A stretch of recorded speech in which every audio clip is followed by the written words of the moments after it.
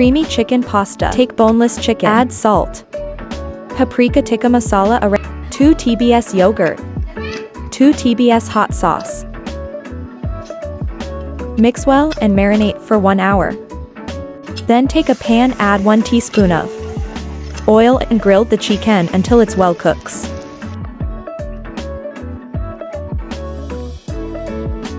Take a pan, add 1 TBS butter or 1 TBS oregano, chili flakes, mustard paste.